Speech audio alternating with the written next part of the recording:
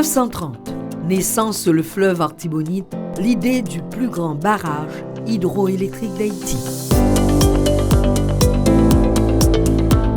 20 ans plus tard, sous la présidence de Dumarsais Estimé, débutent les travaux à Péligre. Inauguration de la centrale électrique en 1971 par Jean-Claude Duvalier. 2020, une nouvelle page s'inscrit dans l'histoire de l'énergie en Haïti avec la fin de la construction du nouveau barrage hydroélectrique de Marion, un rêve longtemps caressé par la population en cours de réalisation par le président Jovenel Moïse.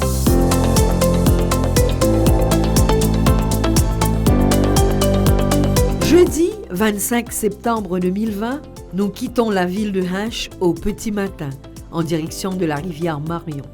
La vue est imprenable. De pittoresques petits villages typiques de la région défilent devant nos yeux, suscitant des moments d'intense émotion. Le paysage est idyllique.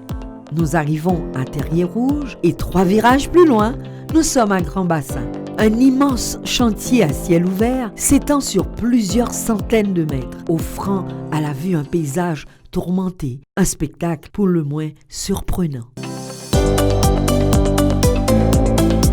Nous foulons le sol, la zone est aride et à première vue, les espèces vivantes sont rares et nous prenons immédiatement possession de l'espace. Les équipements de chantier, pelleteuses, pelles mécaniques, bulldozers, tombereaux, camions, etc.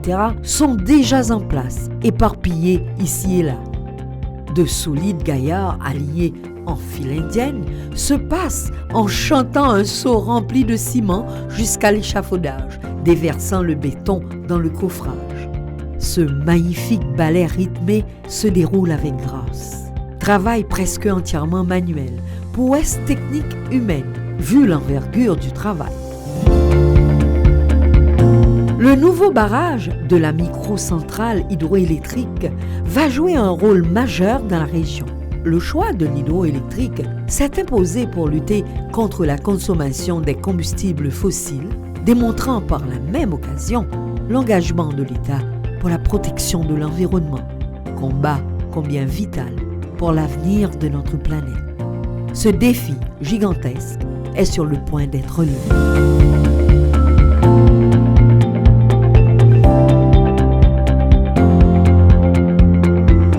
Le barrage de la rivière Marion a été financé entièrement par les fonds propres de la nation, conçu et construit par les techniciens et ouvriers locaux, en collaboration avec des ingénieurs cubains.